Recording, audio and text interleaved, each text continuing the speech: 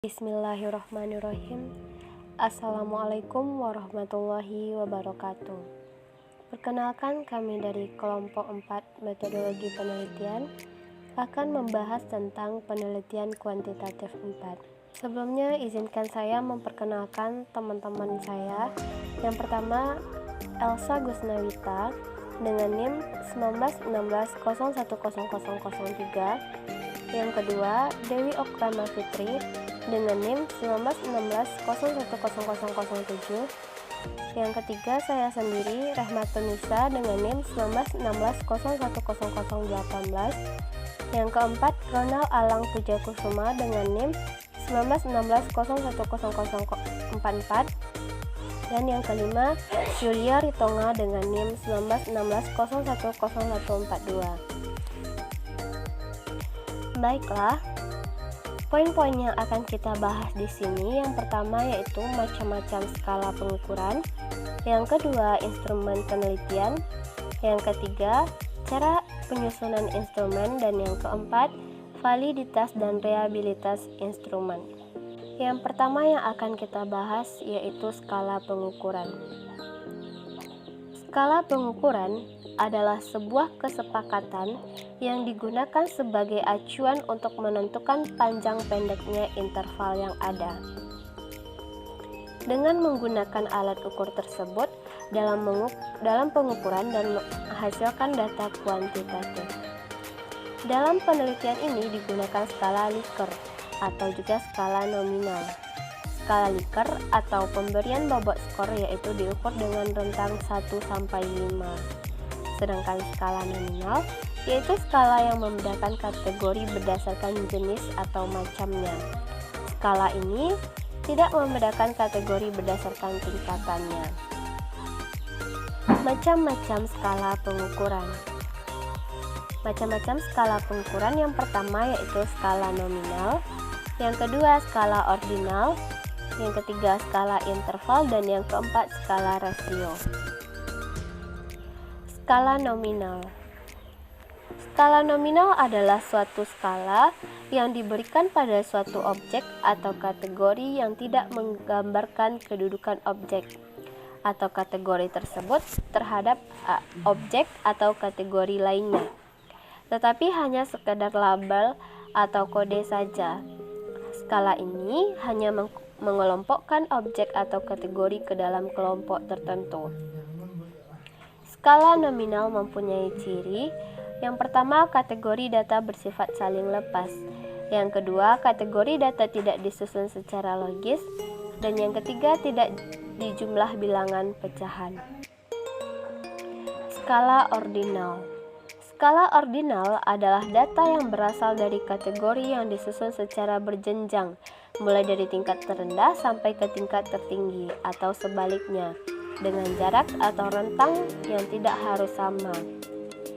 Dibandingkan dengan data nominal, data ordinal setiap jenjang memiliki sifat yang berbeda. Data jenis ini berlaku perbandingan dengan menggunakan fungsi berbeda, kurang atau lebih. Ciri-ciri skala ordinal. Yang pertama, data saling memisah. Yang kedua, data bersifat logis dan mengikut aturan.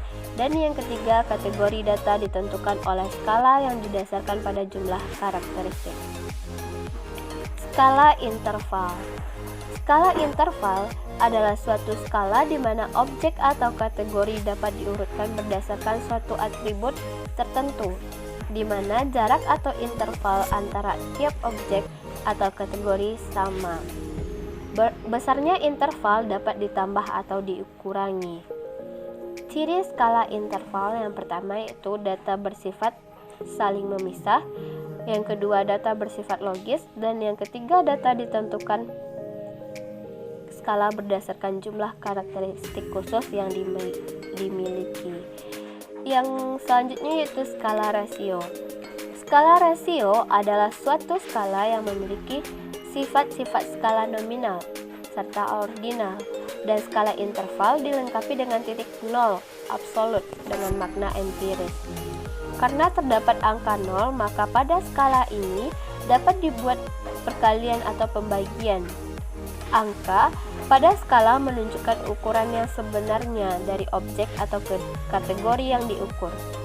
Sifat yang membedakan data skala rasio dengan nominal yaitu ciri-ciri skala rasio.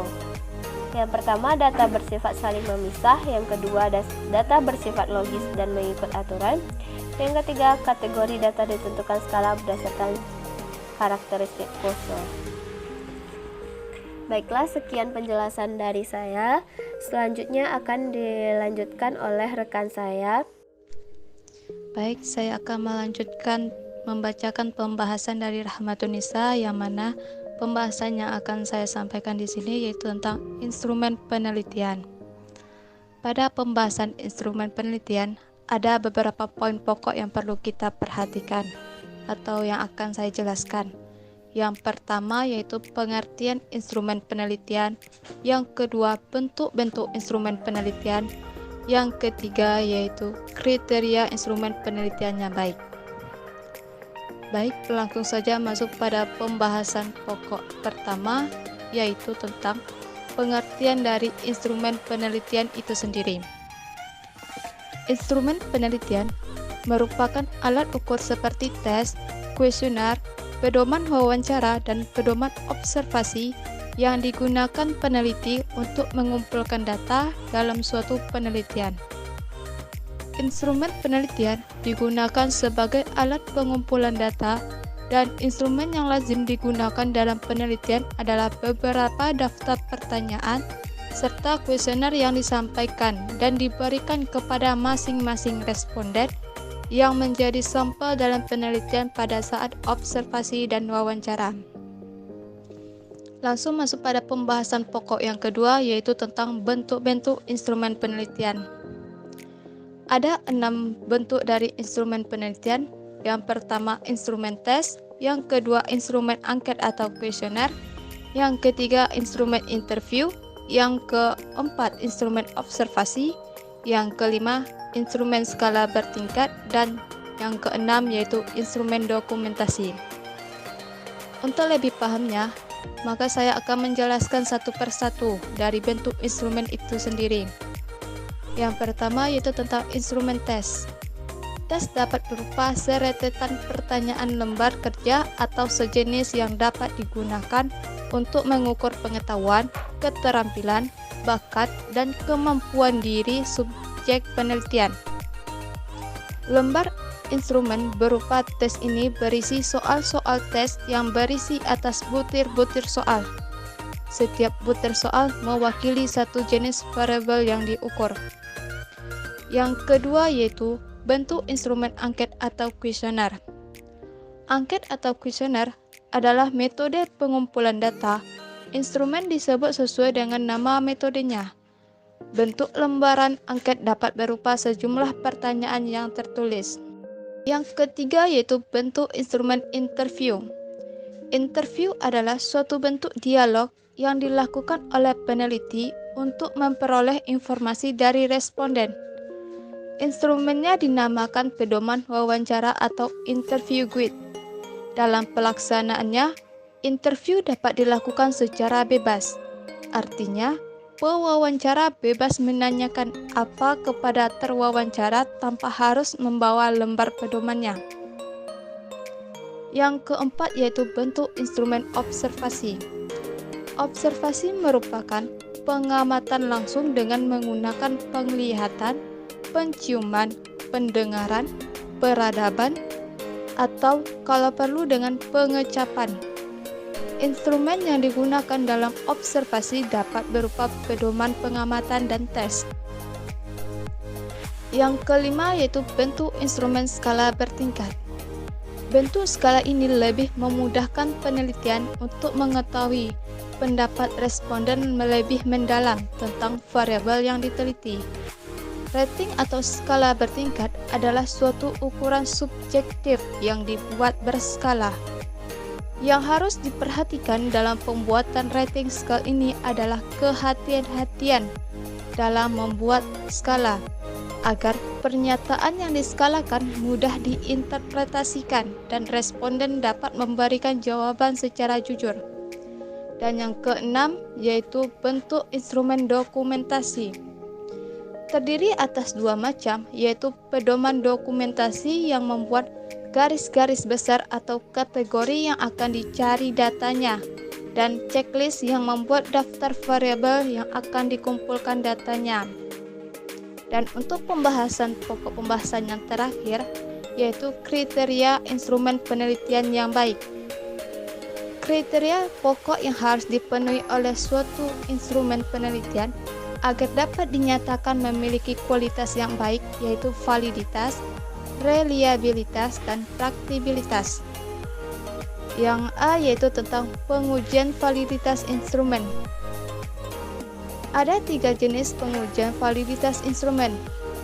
Poin-poinnya yaitu pengujian validitas konstruksi, pengujian validitas isi, dan pengujian validitas eksternal.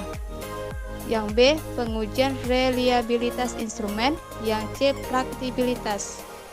Mungkin itu penyampaian dari tentang instrumen penelitian. Pembahasan selanjutnya yang akan disampaikan oleh rekan saya yaitu Ronald Alang Pujakusuma. Kepada Ronald, dipersilahkan. Cara penyusunan instrumen. Yang pertama, analisis variabel penelitian. Yang kedua, menetapkan jenis instrumen. Yang ketiga, menyusun kisi-kisi atau layout instrumen. Yang keempat, menyusun item khusus. Yang kelima, menguji coba instrumen.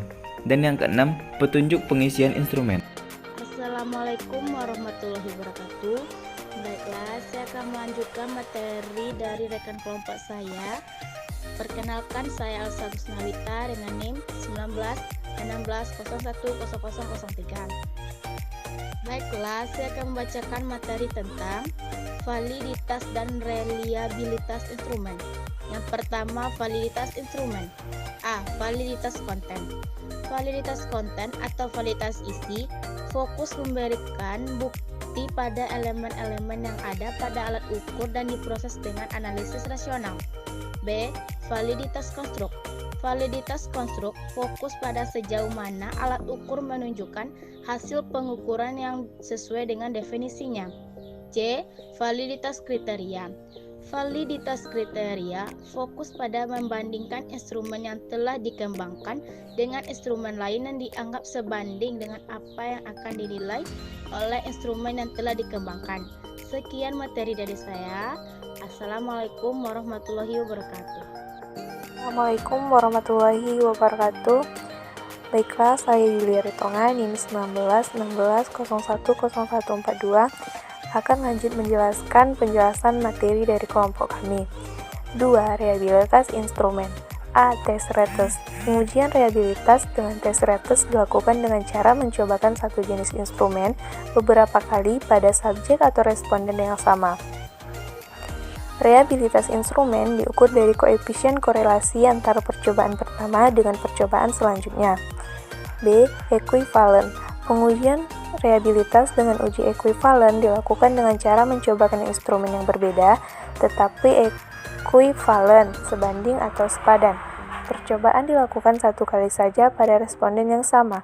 Reliabilitas instrumen diukur dari koefisien korelasi antara percobaan instrumen satu dengan percobaan instrumen yang lainnya.